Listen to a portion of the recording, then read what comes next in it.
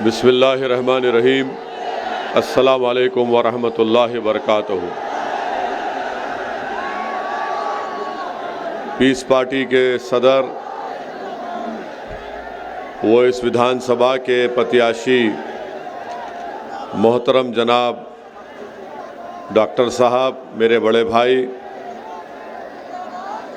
मेरे अज़ीज़ दोस्तों और बुज़ुर्गों, पीस पार्टी के तमाम ज़िम्मेदारान जो आज मंच पर बैठे हैं और आप तमाम हज़रात जो हज़ारों की तादाद में निकलकर आज के इस जनसभा में शिरकत की है, मैं आपका शुक्रिया अदा करता हूं कि आपने अपना वक्त निकाला और यकीनन इतनी बड़ी तादाद में आपका यहाँ पर जमा होना इस बात का पैगाम देता है कि इंशाअल्लाह ताला 3 तारीख़ के दिन आप दोबारा डॉक्टर साहब को यहाँ से अपना विधायक बनाकर उत्तर प्रदेश की विधानसभा में भिजाएंगे। मैं आपको सिर्फ यही बताने आया हूँ कि मजलिस इत्तेहादुल मुस्लिमीन डॉक्टर साहब की तायीद करती है। मजलिस इत्तेहादुल मुस्लिमीन भागीदारी परिवर्तन मोर्चा का हिस्सा है और उसके कन्वीनर बाबू सिंह कुशवाहा साहब हैं और हमने ये तय किया कि जहां भागीदारी परिवर्तन मोर्चा का प्रत्याशी नहीं होगा वहां पर डॉक्टर साहब की पार्टी की हम उसकी तायीद करेंगे और जहां पर डॉक्टर साहब की पीस पार्टी का कैंडिडेट नहीं होगा वहां पर भागीदारी परिवर्तन मोर्चा की डॉक्टर साहब तायीद करेंगे। मेरे अजीज़ दोस्तों और बुज़ुर्गों, मैं सिर्फ आपको ये पैगाम देने आया हूँ कि जब तक आप अपने नेता को नहीं मुंतखब करेंगे, कामयाब नहीं करेंगे, आपकी आवाज़ भारत की सियासत हो या उत्तर प्रदेश की सियासत हो, कोई आपकी आवाज़ को सुनने के लिए तैयार नहीं है। मैं आपको ये बताने आया हूँ, इसकी मिसाल दे रहा हूँ आपको। भारत की पार्लियामेंट में 540 की ऐवान है, 540 के करीब सांसद बैठते हैं। आपने देखा कि जब ट्रिपल तलाक का कानून मोदी सरकार बना रही थी तो किसने उसके खिलाफ आवाज़ उठाई? जब ट्रिपल तलाक का कानून 3 मरतबा लोकसभा को लाया गया तो किसने संविधान के दायरे में रहकर दलीलें देकर उस कानून की धज्जियां किसने उड़ाई? किसने ये बताया पूरे मुल्क को कि ये कानून मुस्लिम महिलाओं को और परेशान करेगा और उनकी बर्बादी का बाइस बनेगा? समाजवादी भी थी, बसपा भी थी, कांग्रेस भी थी और जो कुछ मैं कह रहा हूँ वो हर चीज़ रिकॉर्ड में यूट्यूब पर शामिल है, मौजूद है, आप देख ले सकते हैं। जब CAA का काला कानून लाया गया तो उस CAA कानून के खिलाफ किसने कहा कि ये मज़हब की बुनियाद पर बनाया गया कानून भारत के संविधान के खिलाफ है? किसने सारी दुनिया को और देश को बताया कि हम इस कानून को नहीं मानेंगे? और किसने पूरे देश के उन गयूर नौजवानों को भारत की संसद से एक पैगाम दिया कि जिस तरह महात्मा गांधी ने उस वक्त के सफ़ेद फाम हुकूमत के काले कानून को फाड़ दिया था, उसी तरह सऊद्दीन ओवैसी ने CAA के कानून को पार्लियामेंट में फाड़ कर कह दिया कि हम इसको नहीं मानते हैं। उसके बाद अल्हम्दुलिल्लाह, उसके बाद देश के कोने कोने में हमारी इज़्ज़तदार माँ और बहनों ने, हमारे गयूर नौजवानों ने और उन तमाम जिम्मेदारों ने जिन्हें देश से मोहब्बत है और रहेगी, जिनको संविधान से लगाव है और रहेगा, उन्होंने पुरअमन एहतजाज भी किया। आज उत्तर प्रदेश की विधानसभा तड़प रही है कि एक ऐसे आदमी की आवाज़ को सुनने के लिए जो गरीब, मजलूम और पिछड़ों की आवाज़ को उठाएगा। आज उत्तर प्रदेश की विधानसभा के दरो दीवार इस बात को ढूंढ रही है कि कहाँ है वो आवाज़ जो गरीब और मजलूमों के इंसाफ का मुतालबा इस विधानसभा में करेगा। मैं आपको एक पैगाम देने आया हूँ कि डॉक्टर साहब को कामयाब करिए। आपने पहले भी उनको अपने वोट और दुआओं से कामयाब किया था, आप दोबारा डॉक्टर साहब को कामयाब करिए ताकि उत्तर प्रदेश में अगर ये जीत के जाएंगे इंशाअल्लाह, तो ये डॉक्टर साहब की इनफरादी कामयाबी नहीं होगी, ये आपकी कामयाबी होगी, ये मजलूमों की कामयाबी होगी, ये गरीबों की कामयाबी होगी, ये उन लोगों की कामयाबी होगी जिनकी ज़बानों को बंद कर दिया गया, ये उन लोगों की कामयाबी होगी जिनके बहते हुए आंख से आंसुओं को कोई नहीं देख रहा है, ये उन लोगों की कामयाबी होंगी जो ख्वाब देख रहे हैं कि मुझे भी हिस्सेदारी में हिस्सा मिलना चाहिए। इन लोगों की कामयाबी के लिए आपको डॉक्टर साहब को कामयाब करना है ताकि वो उत्तर प्रदेश की विधानसभा में जाकर गरीब और मजलूमों की लड़ाई को लड़ सके। आज उत्तर प्रदेश की विधानसभा में कई लोग तो जीत कर चले जाते हैं, सपा के नाम पर, बसपा के नाम पर, कौम के नाम पर, मगर जब कौम की बात आती है तो गूंगे, अंधे और बहरे बन जाते हैं। आज हमको गूंगे, अंधे और बहरों को वोट नहीं देना है, हमको उन लोगों को वोट देना है जो इन गूंगे, अंधे, बहरों का इलाज कर सके, और डॉक्टर साहब इनका इलाज करेंगे इंशाअल्लाह ताला। यकीनन मैं एक मुख्त मजलिस इत्तेहादुल मुस्लिमीन का मैं सदर हूं, मेरा ताल्लुक दूसरी पार्टी से है। अल्लाह बेहतर जानता है कि मेरा कोई इसमें मुफाद नहीं है, मेरा सिर्फ यही मुफाद है कि आपकी आवाज़ उत्तर प्रदेश की विधानसभा में डॉक्टर साहब के रूप में पहुंच जाए। मेरा इनसे कोई रिश्ता नहीं है, सुनो आप, मेरा इनसे डॉक्टर साहब से कोई रिश्ता नहीं है, मेरा इनसे कोई ताल्लुक भी नहीं है। हाँ, मगर एक रिश्ता है जो रब्बे करीम ने आपको हमको जोड़ दिया, मैं तुमको उस रिश्ते का वास्ता दे रहा हूं, निकलो और वोट डालो डॉक्टर साहब को। डॉक्टर साहब कामयाब होंगे, डॉक्टर साहब जब कामयाब होंगे तो हारेगा कौन बताओ? जब डॉक्टर साहब कामयाब होंगे तो हारेगा कौन? कौन हारेगा? कौन हारेगा? डॉक्टर साहब अगर कामयाब होंगे इंशाअल्लाह आपके दुआओं वोटों से, तो कौन हारेगा?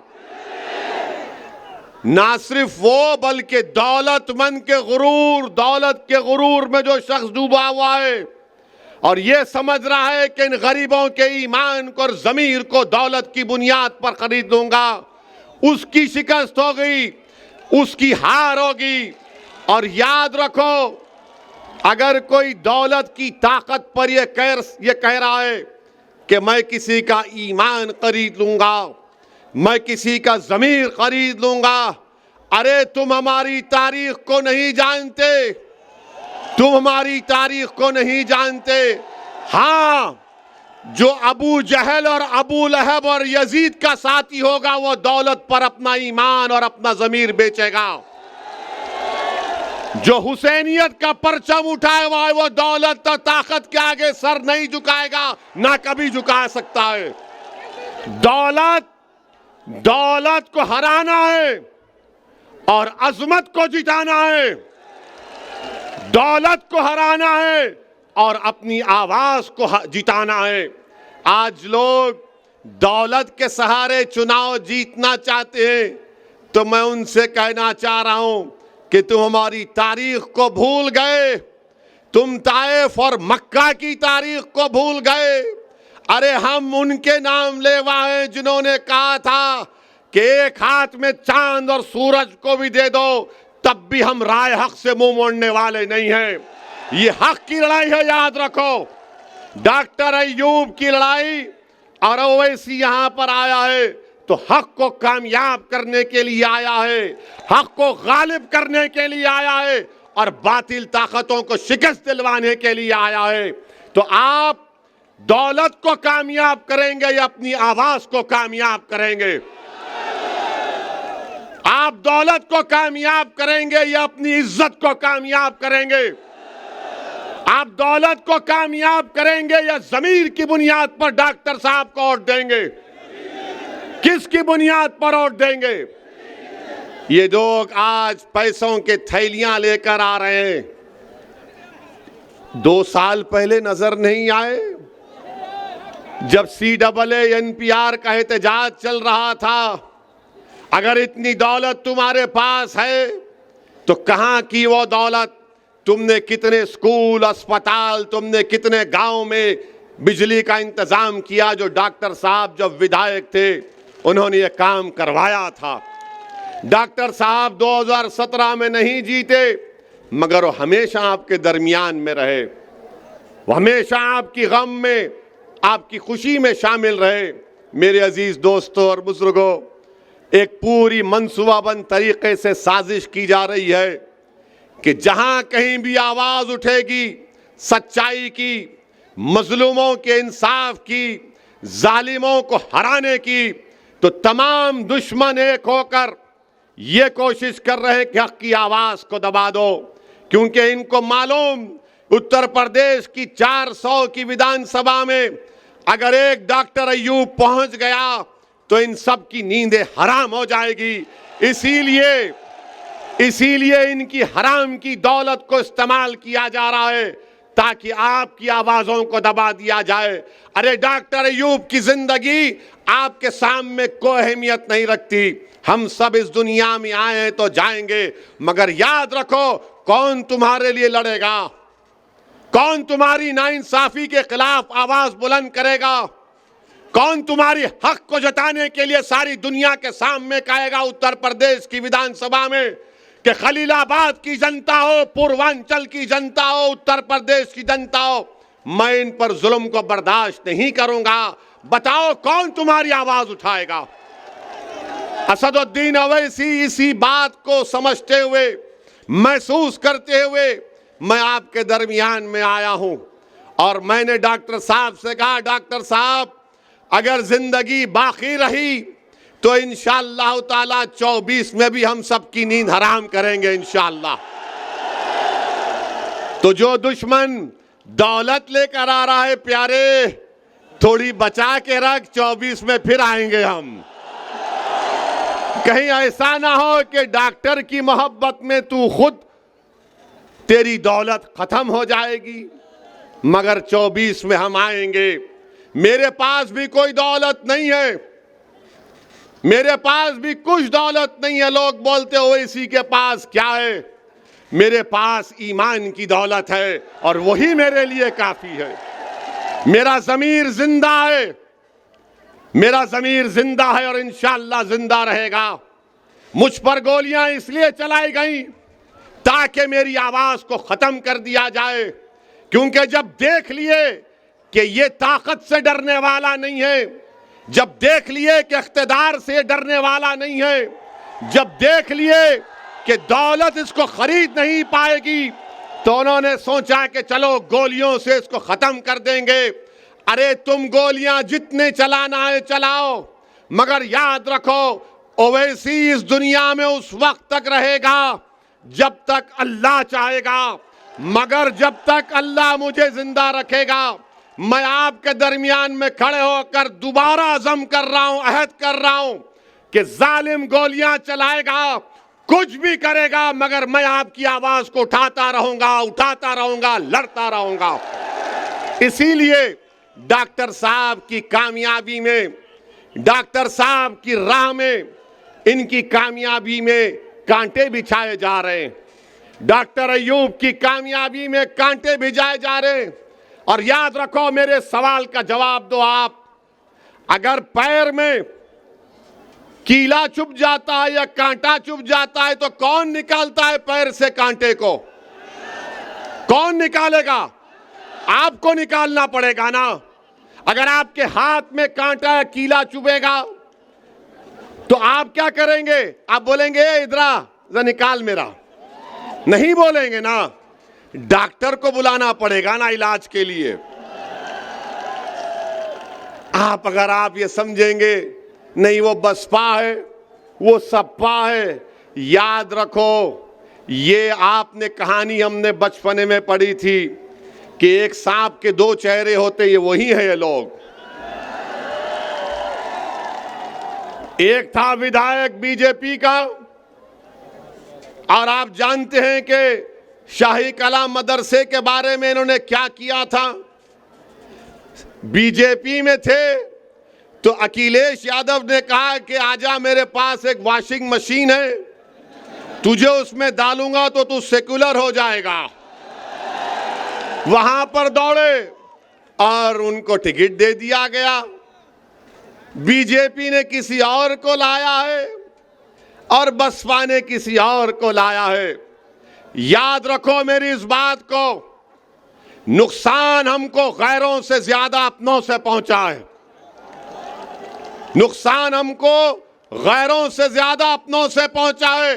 करबला की सरजमीन पर नवासे रसूल पर तलवार उठाने वाले कौन थे? टीपू सुल्तान से गद्दारी करने वाले कौन थे?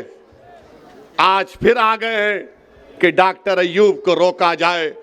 पहचानो इन गद्दारों को, पहचानो इन मुनाफिकीन को जो आपको तोड़ना चाहते हैं, जो आपकी आवाज को दबाना चाहते हैं।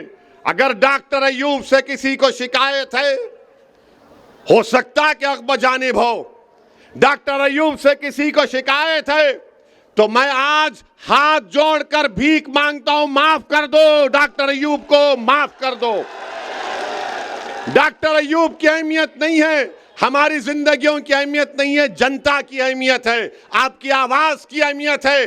खलीलाबाद की जनता की आवाज अगर उत्तर प्रदेश के विधानसभा में गूंजेगी तो क्या सपा वाले उठाएंगे या बसपा वाले उठाएंगे? जो अभी तक विधायक नहीं बना बसपा वाला, मगर अहंकार में कह रहा है कि दौलत मेरे पास है, ये आपको फैसला करना है कि आप अपनी आवाज को कामयाब करेंगे या दौलत को कामयाब करेंगे। आज डॉक्टर अय्यूब का रिकॉर्ड आपके सामने है। यकीनन हम मुख्तलिफ सियासी पार्टी के हैं, मगर मैं फिर से दोहरा रहा हूं, क्या चीज है जो मुझे यहां पर लाई? दौलत नहीं लेकर आई, मेरा सियासी मफाद नहीं लेकर आया। मैं देख रहा हूं कि उत्तर प्रदेश में 22 बच्चों को CAA NPR NRC में गोली मारकर उनका कत्ल कर दिया गया। मैं देख रहा हूं, आप देख रहे हैं कि जेलों में डाल दिया गया। मैं देख रहा हूं कि एनकाउंटर के नाम पर किसको निशाना बनाया गया। हम देख रहे हैं कि वो बच्चा काशगंज का पुलिस स्टेशन में उसको मार दिया गया। हम देख रहे हैं कि कानपुर में 80 साल बूढ़े को दाढ़ी को खींचा गया, उसके मुंह पर पेशाब कर दिया गया। अरे जब तमाम दुश्मन एक हो गए तो क्या ओवैसी और डॉक्टर अय्यूब एक नहीं हो सकते? होना भी चाहिए, होना भी चाहिए, वक्त का तकाजा है। आप अल्लाह से दुआ करिए कि अल्लाह हमारे दिलों को और मिला दे। आप खूब दुआ करिए कि परवरदिगार तेरे गुनाहगार बंदे हैं, इनके दिलों को मिला दे और हमको मिला दे और हमारे ज़मीर को दौलत पर गालिब कर दे। ये लोग आज ये समझ रहे हैं कि दौलत के नाम पर बिक जाएंगे। अरे दौलत के नाम पर अगर बिकते तो ताइफ, करबला की तारीख सामने नहीं आती।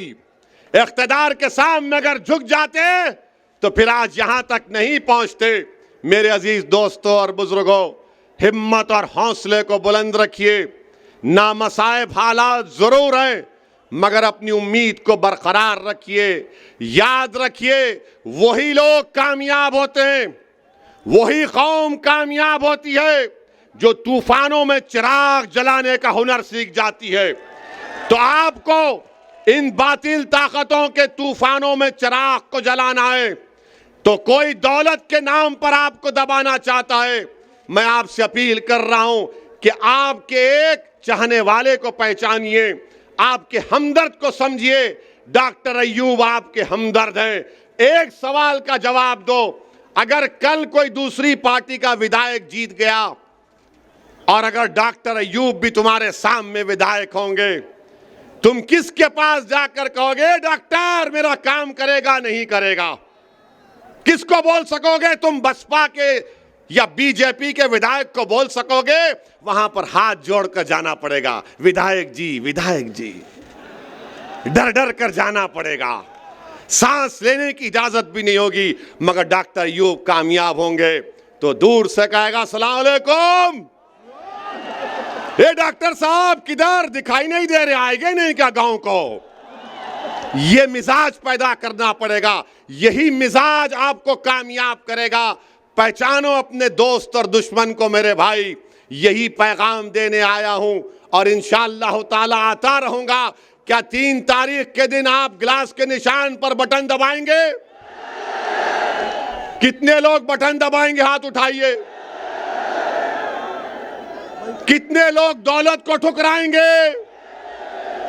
कितने लोग दौलत को ठुकराएंगे? तो आपको मुबारकबाद। और याद रखिए, डरना नहीं। जब डरेंगे तो क्या उस बच्ची ने क्या नारा लगाया था? जब डरेंगे तो उस बच्ची ने क्या नारा लगाया था? उस बच्ची ने क्या पैगाम दिया?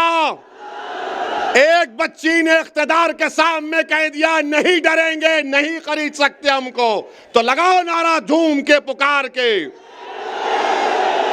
अस्सलाम वालेकुम व रहमतुल्लाहि व बरकातुहू।